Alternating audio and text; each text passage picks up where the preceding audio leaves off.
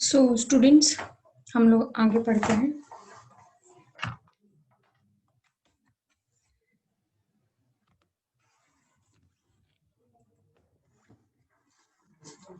जैसे कि मैं आपको बता रही थी, हम लोग बाईसाइक्लिक कंपाउंड्स का नोमेनक्लेचर और सीखेंगे। सो this is the part that is left. और भी कुछ एरोमेटिक कंपाउंड्स के बचे हुए हैं, तो वो भी मैं आपको अभी कंप्लीट करवा दूंगी, और फिर हम लोग दूसरे पार्ट से शुरू करेंगे, that is isomerism, right. So let we start. So bicyclo compounds को कई सारी क्लासिफिकेशन में हम लोग डिस्कस करते हैं, कई सारे टाइप के कंपाउंड में पढ़ते हैं। तो पहला वाला आता है ये वाले, जिनको हम लोग बोलते हैं इन विच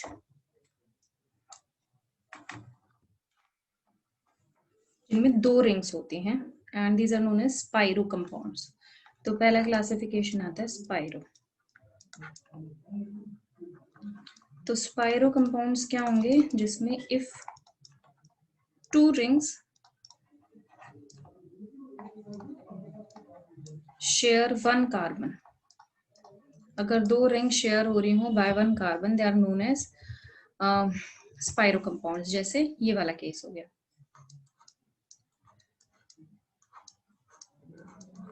ठीक है, ये वाले टाइप के कंपाउंड हो गए। अब देखो, ये सिर्फ एक ही कार्बन के थ्रू शेयर हो रही है 2 रिंग, जैसे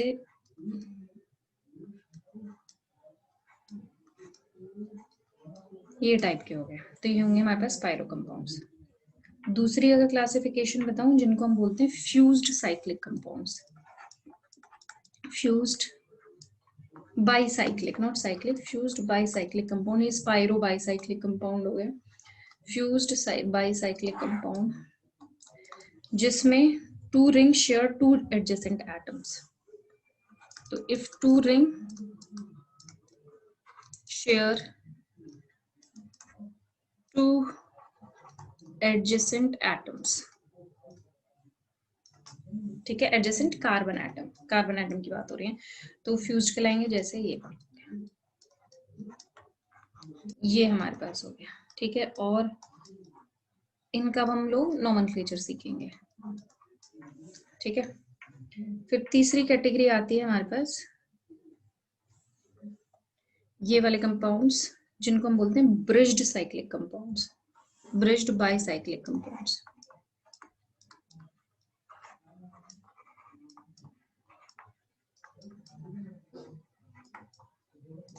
ठीक है, ब्रिज्ड बाईसाइक्लिक में तो इस टाइप की ब्रिजिंग होंगी, अगर 2 रिंग्स 2 से ज्यादा कार्बन एटम से शेयर हो रही हो तो ब्रिज्ड साइक्लिक आएंगे। तो यहाँ पे मैं लिख देती हूँ, if 2 rings share more than 2 carbon atoms, ठीक है, 2 कार्बन एटम से ज्यादा अगर शेयर कर रही हूँ तो ब्रिज्ड बाईसाइक्लिक, अगर 2 कर रही हूँ तो फ्यूज्ड, 1 कर रही हूँ तो स्पाइरो, ठीक है। जैसे इसका एक एग्जांपल देखते हैं, ये वाला हो गया। ये यहाँ पे मैंने एक 6 मेंबर रिंग बनाई है, एंड ये कुछ इस तरीके से जुड़ी हुई है, ठीक है। तो अब अगर हम लोग ध्यान से देखें तो प्लीज ट्राई टू अंडरस्टैंड। तो एक रिंग तो मेरे पास ही होगी 5 मेंबर, दूसरी रिंग कौन सी होगी students, please understand this part. दूसरी रिंग मेरे पास ये वाली हो जाएगी, ये भी क्या है 5 मेंबर है। तो ये दोनों रिंग कितने एटम से जुड़ी हुई हैं, एक। अगर इन दोनों की बात करूं तो कितनी शेयरिंग हो रखी है, कितने दोनों रिंग में कॉमन एटम कितने, 3 है, ठीक है। इसको जनरली इस तरीके से भी रिप्रेजेंट कर दिया जाता है, ठीक है। तो ये ब्रिज्ड बाईसाइक्लिक होगा, या फिर इस टाइप के कंपाउंड्स। अभी देखो इसमें कितने एटम कॉमन है, कितने एटम जुड़े हुए हैं, 1 2 3 4। इसको अगर मैं ऐसे ड्रॉ करूं, ये ऐसे हो जाएगा, ठीक है। सो आई होप बेसिक एक्सप्लेनेशन समझ आ गया, बेसिक चीज समझ आ गई है कि कौन से कंपाउंड्स होंगे। अब आती है बात इनका IUPAC। IUPAC की अगर हम लोग बात करें तो हम लोग बोलेंगे bicyclo compounds are named by using alkane name to designate the total number of carbon atom and the prefix bicyclo spiro is used to tell the shared atoms. अब ध्यान से सुनना। तो हम लोग, मैं यहाँ पे पहला जो इंपॉर्टेंट पॉइंट है वो बता रही हूँ। जो नेमिंग है वो एल्केन की तरह ही होगी, बट यहाँ पे हम लोग प्रीफिक्स यूज कर देंगे, जैसे स्पाइरो। फिर हमने क्या यूज करा था, स्पाइरो, बाइसाइक्लो, इस टाइप के प्रीफिक्स हम लोग यूज करेंगे। ठीक है। तो ये रूल्स लिखने की जरूरत नहीं है, बहुत डिटेल में एग्जाम्पल्स करोगे उससे ही समझ में आ जाएगा। फिर आता है जैसे प्रीफिक्स जो स्पाइरो है, तो स्पाइरो क्या है, प्रीफिक्स की तरह यूज होगा। तो दिस इंडिकेट, क्या इंडिकेट करेगा, इंडिकेट वन शेयर्ड कार्बन। ठीक है, एक शेयर मतलब एक एटम शेयर हो रहा है, ये बताएगा। और अगर हम लोग बाइसाइक्लो लिखते हैं तो ये इंडिकेट करेगा टू और मोर शेयर्ड। ठीक है, दो या दो से ज्यादा हो तो बाइसाइक्लो लिखेंगे, और स्पाइरो लिखा जाएगा अगर एक ही एटम शेयर हो रहा हो। ठीक है।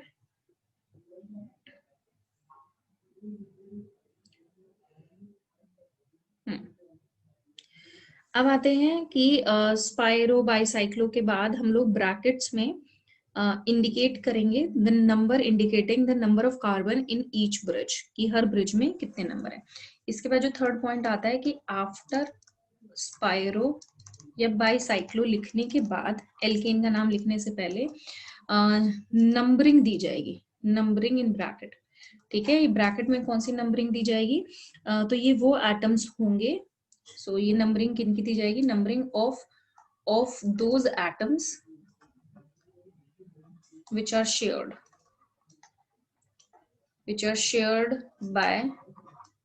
by rings।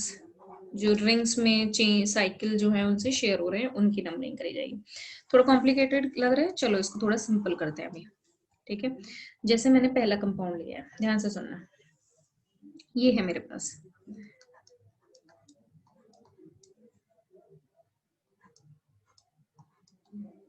ठीक है, ये कंपाउंड ले लिया, स्पाइरो है, एक शेयर हो रहा है, तो यहाँ पे क्लियरली दिख रहा है वन शेयर हो रहा है, तो ये मेरे पास कैसा हो जाएगा, स्पाइरो लिखा जाएगा।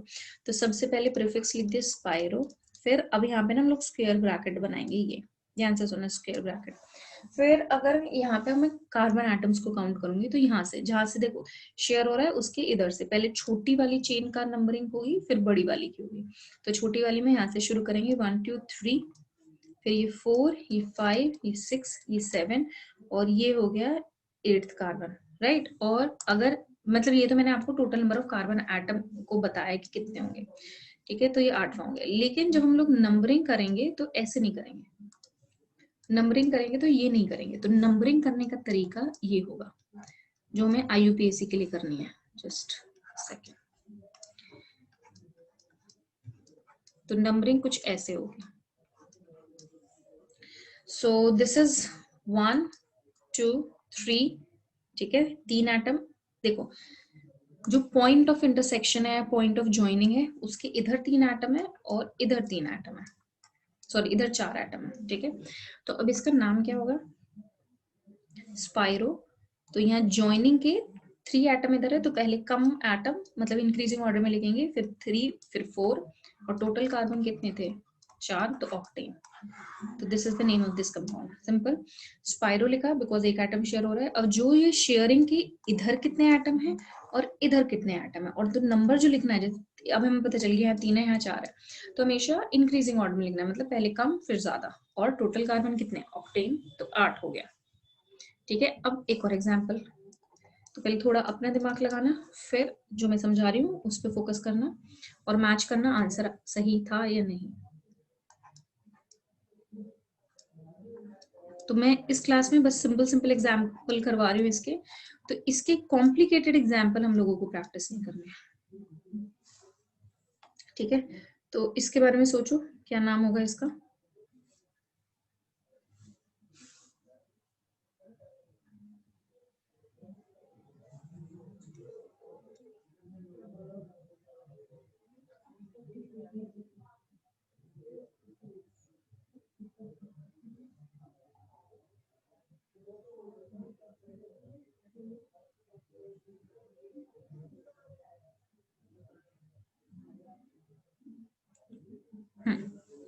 ठीक है, तो अब ये पॉइंट ऑफ ज्वाइनिंग है, इसके इधर कितने एटम है, इधर कितने एटम है, ठीक है, तो 4 5 हो गया।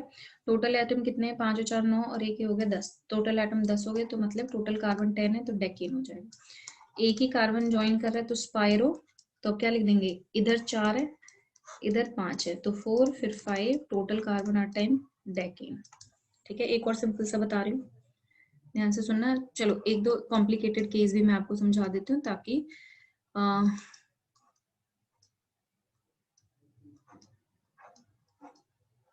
आपको समझ आ जाए करना कैसे है। ठीक है, अब अगेन स्पाइरो है, एक ही एटम शेयर हो रहा है, तो सबसे पहले लिख दिया स्पाइरो, फिर एटम्स काउंट करें कितने, 1 2 3 4 5 6 7 8।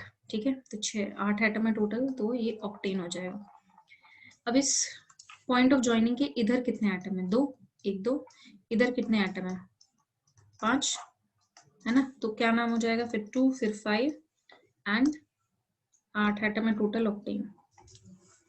ठीक है, तो आई थिंक ये क्लियर हो रहा है। अब एक स्टेप और आगे बढ़ते हैं कि अगर यहाँ पे सब्सटीट्यूशन दिया जाए, कोई साइड चेन हो, डबल बॉन्ड हो, तो कैसे करेंगे। तो सबसे पहले मैं डबल बॉन्ड का बता देती हूँ।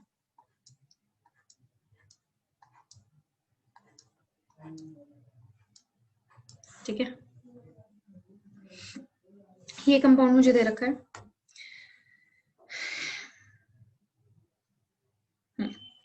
और यहाँ पे एक डबल बॉन्ड लगा रखा है। ठीक है, अब इसका नाम कैसे रखेंगे।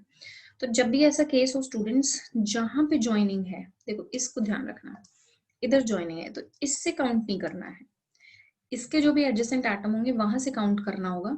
और हमेशा हम लोग छोटी रिंग से शुरू करेंगे, तो मुझे पता चल रहा है 6 मेंबर रहेंगे, 5 मेंबर रहेंगे, तो छोटी रिंग यही है, तो यहाँ से शुरू करेंगे। तो ये जहां पे भी इंटरसेक्ट हो रहा है, जो भी ज्वाइनिंग पॉइंट है उसका एडजेसेंट एटम ये हो गया 1 ये 2 ये 3 ये 4। अब 5वां एटम ये हो जाएगा ये 5।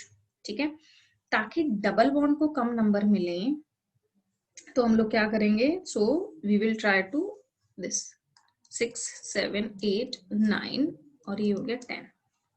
ठीक है, तो अब इसका नाम क्या हो जाएगा students, so what is the name of this compound, so it will be सबसे पहले स्पाइरो। ठीक है, यहाँ पे कितने एटम हैं, 4, इधर कितने हैं, 5, पायरो 4 5, डेकेन नहीं डेक 16, सो डेका 16। ठीक है, अब इसी को थोड़ा सा और एडवांस बना देते हैं इसी कंपाउंड को।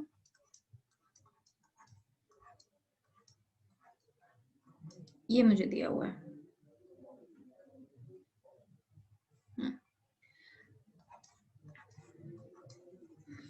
इसका कैसे नोमेनक्लेचर होगा, तो अगेन नंबरिंग, ये पॉइंट ऑफ ज्वाइनिंग है, यहाँ से 1 ये 2 ये 3 ये 4 5 6 7 8 9 10। ठीक है, तो स्पाइरो। अच्छा, अब दिक्कत क्या आएगी यहाँ पे, अब देखो this is side chain, what is this side chain, कहाँ पे आ रहा है, 2 पोजीशन पे आ रहा है, तो 2 पे मिथाइल, जैसे हम लोग लिखते हैं वैसे लिखेंगे, 2 मिथाइल, फिर उसके बाद प्रीफिक्स दैट इज स्पाइरो, इधर कितने एटम है, 4, स्क्वायर ब्रैकेट में लिखना है ऑलवेज, 4 5। अब डेका, कौन कौन सी पोजीशन पे डबल बॉन्ड है, 1 पे और 6 पे, तो 1 6 डाइईन। सिंपल है ना, इस तरीके से करते हैं। एक एग्जांपल और मैं बताती हूँ आपको, मान लो ये वाला मैंने एग्जांपल ले लिया,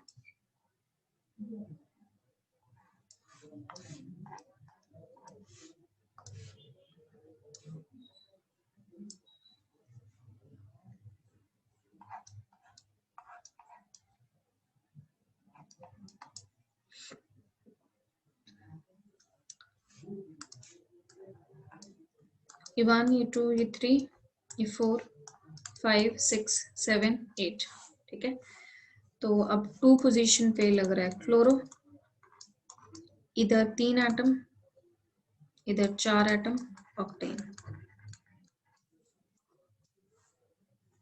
ठीक है, तो आई थिंक बहुत है स्पाइरो के लिए। अच्छा, अगर मान लो ऐसा हमारे पास 3 स्पाइरो आ जाए, मतलब 3, ये तो बाईसाइक्लिक हुआ, ट्राईसाइक्लिक का अगर केस हो,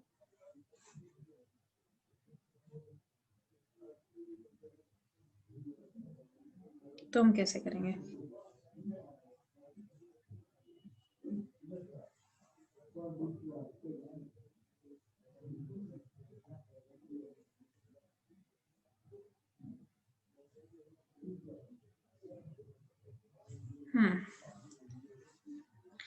अगर मान लो 3 रिंग्स हो इस तरीके से, ये हमारे पास केस हो,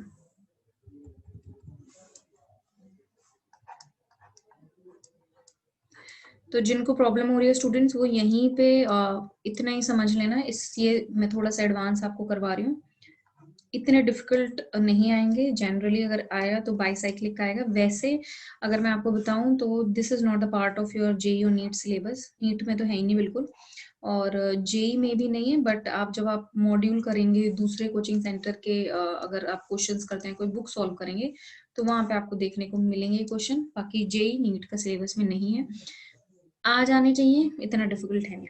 अब देखो, अब ये सिचुएशन है, अब मैंने आपको बताया था नंबरिंग स्मॉल रिंग से करेंगे, लेकिन ये स्मॉल रिंग बीच में आ रही है, तो अब हम लोग ऐसे नहीं कर सकते कि यहाँ से शुरू करा फिर यहाँ जा रहे हैं फिर यहाँ, वो गलत हो जाएगा। तो एक ही पॉइंट से शुरू करेंगे। तो देखो, अब ज्वाइनिंग ये वाला है, तो या तो ये इस वाली रिंग से नंबरिंग शुरू होगी या फिर इस वाली से होगी, इररिस्पेक्टिव की छोटी कौन है बड़ी कौन है। तो इन दोनों में कंपेयर कर रहे हैं, तो स्मॉल इन दोनों में ये वाली है, सो दिस इज द स्मॉलर। तो नंबरिंग यहाँ से शुरू कर दी, 1 2 3 4 5, ये 6, ठीक है, ये 7, ये 8 है ना। अब हम लोग यहाँ पे 9 या 10 ऐसे नहीं दे सकते, क्योंकि चेन ब्रेक हो जाएगी। ठीक है, तो चेन नहीं चलना है, ऐसे ही चल रहा है ना हम लोग, 1 2 3 4 5 6 7। तो अगर हम लोग यहाँ गए तो वापस यहाँ कैसे आएंगे, तो हम लोग क्या करेंगे, यहीं से शुरू करेंगे, 9, ये 10, ये 11, ये 12, ये 13, ये 14, ये 15। अब इधर आ जाएंगे 16 और ये 17। तो टोटल 17 कार्बन हो गए। 17 के लिए हम लोग यूज करेंगे हेप्टाडेकेन, हेप्टाडेकेन। तो ये तो हमें पता चल गया। अब स्पाइरो का मतलब है जो 2 रिंग्स ऐसे कनेक्टेड हो, वो स्पाइरो है। अब यहाँ 3 रिंग है, तो ये हो जाएगा डाई स्पाइरो। 4 रिंग होती तो ट्राई स्पाइरो, 5 रिंग होती तो टेट्रा स्पाइरो। ठीक है, तो अब मैं इसको लिखूंगी डाई स्पाइरो, तो कैपिटल में लिख देते हैं। So first will be di spiro. अब मैंने आपको क्या बताया था कि इसके बाद हम लोग करते हैं कि हमारे पास कितने कितने एटम्स हैं। ठीक है, तो पहले वाले में हमारे पास कितने एटम आ रहे हैं students, so these are total 5 atoms. ठीक है, फिर कितने एटम्स आ रहे हैं, तो अगर हम लोग यहाँ पे बात करें तो देखो इसमें कितने एटम आ रहे हैं। अब देखो, जैसे नंबरिंग करिए उसी तरीके से जाएंगे। तो इसमें हमारे पास 5 थे, फिर आ रहा था ये 1। ठीक है, फिर उसके बाद हमारे पास आ रहा है ये कितने आइटम है, 7, और जब नंबरिंग कर रहे हैं फिर आ रहे हैं 2, तो 5 7 1 2, इस तरीके से हम लोग लिखेंगे। And then heptadecane. तो again I am telling this is the very much advanced case that is not in your syllabus, but you can see how the numbering can be done. ठीक है, ये हो गया। उसके बाद आते हैं फ्यूज्ड पे, जो बी वाला केस था, फ्यूज्ड बाइसाइक्लिक कंपाउंड्स।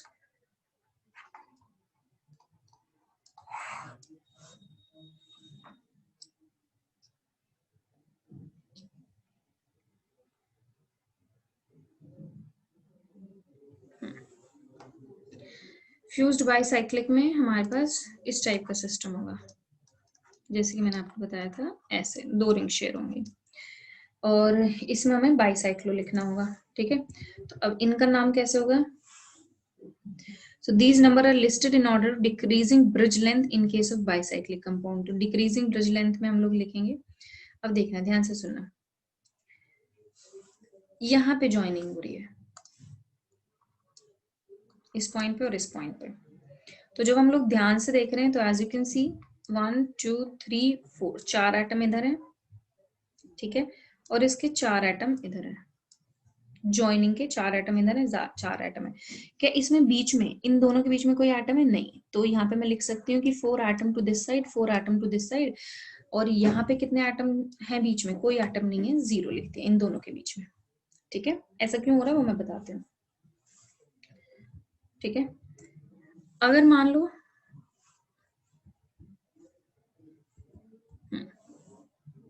तो ये हो गया। तो नाम कैसे रखेंगे इसका, पहले मैं बता देती हूँ। बाईसाइक्लो, तो 4 4 0। ठीक है, 4 इधर और बीच वाला 0। टोटल कार्बन कितने हैं स्टूडेंट्स? 10 हैं। डेकेन, ये नाम हो जाएगा। अगर मान लो ये वाला केस होता,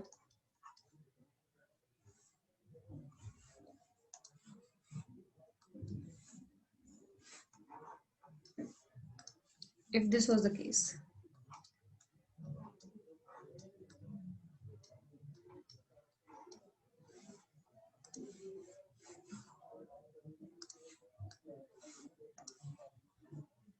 यहाँ पे एक और बीच में CH2 एटम है, ऐसे है। मतलब थोड़ा सा उन्हें रुको, मैं इसको ऐसे बनाती हूँ।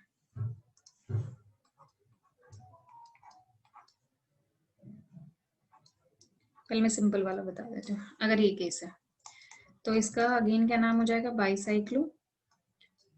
ज्वाइनिंग है, यहाँ पे कितने एटम है? 3 है। यहाँ कितने एटम है? 4 है, 0 है। ठीक है, तो अगेन इसमें जो हम लोग रखेंगे वो डिक्रीजिंग ऑर्डर में रखते हैं। तो ये 4 3 0, 9 कार्बन होगी, 9 नेम। हाँ, तो अब जो केस मैं आपको समझा रही थी वो ये वाला ले लिया।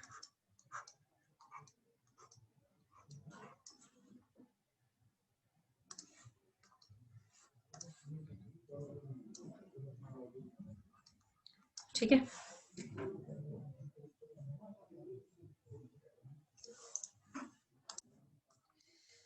और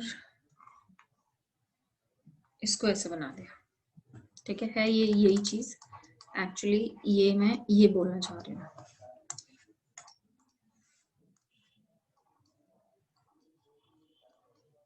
मतलब यहाँ पे अब 3 एटम हो गए, ये मैं बताना चाह रही हूँ इधर से।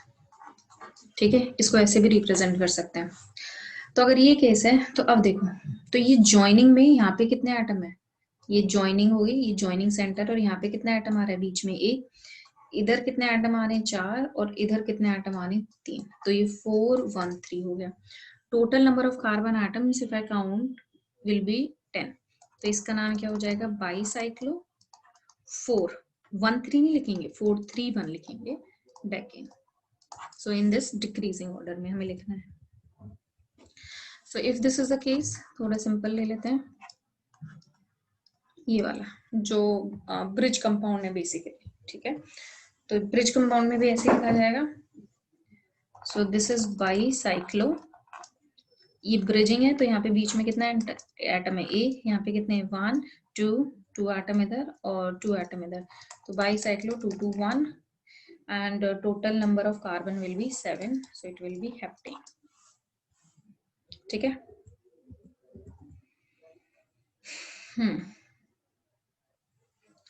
अगर ये कंपाउंड है तो इसका कैसे नोमेनक्लेचर होगा?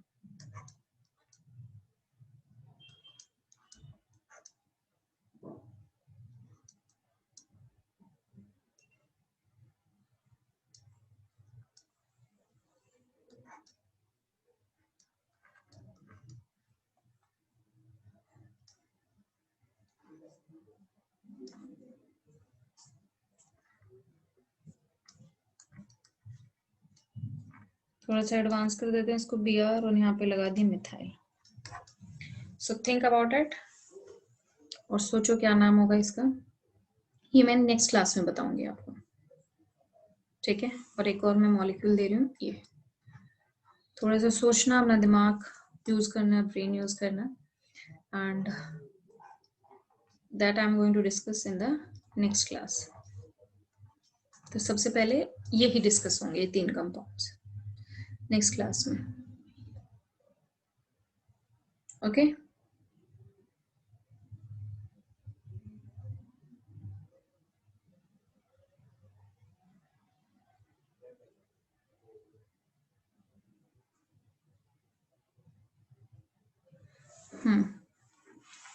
सो आई होप यहाँ तक समझ आ गया होगा। एक और क्लासिफिकेशन बचा है, वैसे तो उसको अलग से पढ़ाने की जरूरत नहीं है, बट मैं आपको बता देती हूँ एरोमेटिक कंपाउंड्स, मतलब जो बेंजीन रिंग वाले होंगे उनका नॉमेनक्लेचर कैसे होगा। तो डायरेक्ट बता रही हूँ, अब रूल्स बताने की जरूरत है नहीं, वही सारे रूल्स हैं जो हमने ऑलरेडी पढ़े हुए हैं। यहाँ पे मिथाइल लगा रखा है, तो इसका नाम क्या हो जाएगा, मिथाइल बेंजीन, और जिसको हम लोग टोलुइन के नाम से भी जानते हैं। ठीक है, अगर मिथाइल ऐसे लगाए हुए हैं,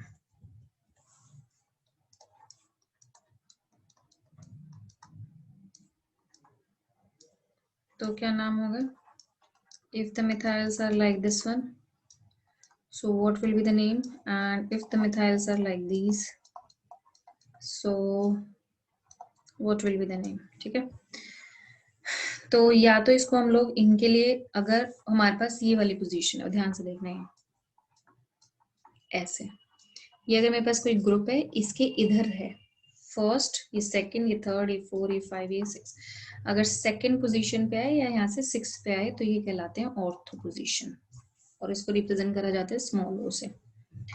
अगर ये जो भी ग्रुप है, इसके ये वाली थर्ड पोजीशन और फिफ्थ पे कोई एटम लगा हो, तो that way the meta position M कहा जाता है जिसको। और फिर नेक्स्ट आती है पैरा पोजीशन, तो ये है इधर, इसके इधर हो, so this is para position. तो अगर मुझे इनका नाम करना हो, तो what is the name for all these, so they will be called as ortho 1,2 dimethyl benzene, या तो ऑर्थो बोलो, मतलब I just want to say ortho dimethyl benzene, या फिर 1,2 डाइमिथाइल बेंजीन। ठीक है, इसका क्या नाम हो जाएगा, you can call it as meta dimethyl benzene और 1,3 डाइमिथाइल बेंजीन, और इनको कॉमनली ऑर्थोजाइलीन भी कहते हैं। This is called as metaxylene, this is called as paraxylene, और इसका नाम क्या हो जाएगा, 1,4 डाइमिथाइल बेंजीन। ठीक है,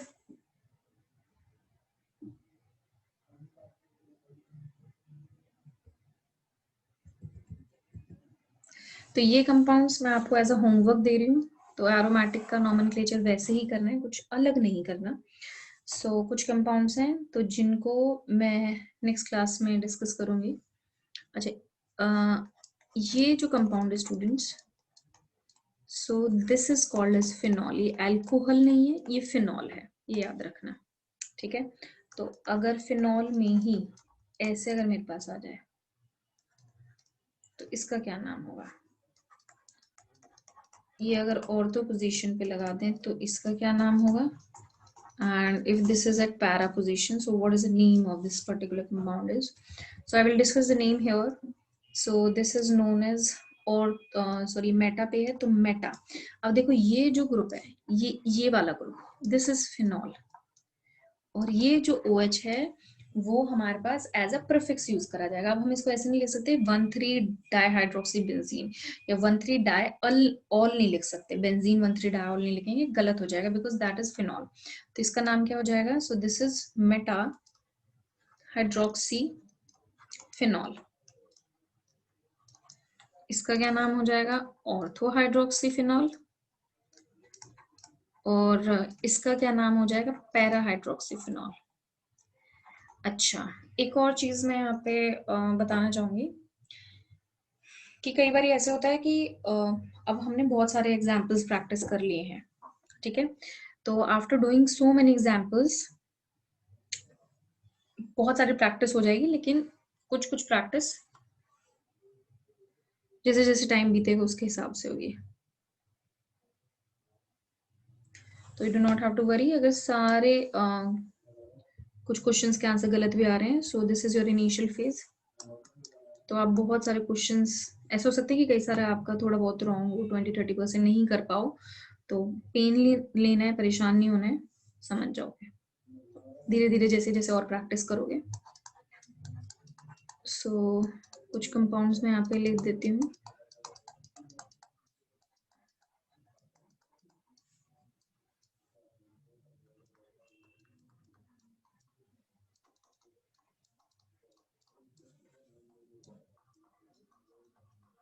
दिस इज योर होमवर्क।